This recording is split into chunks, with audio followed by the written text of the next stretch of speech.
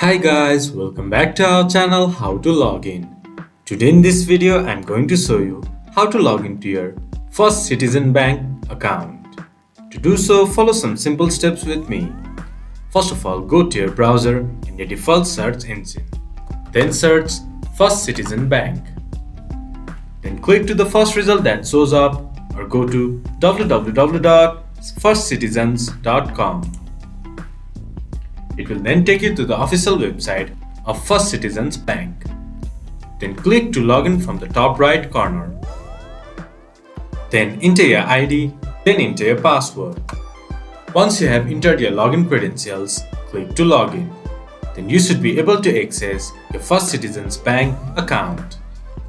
If you have forgot your ID or password, you can get help by clicking to Forgot ID or Password.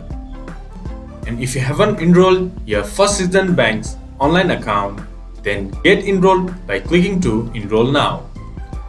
This much for today's video. If you guys find our video helpful, please leave a like and comment. And do not forget to subscribe our channel and hit the bell icon. I'll see you guys again in our next video. Thank you for watching.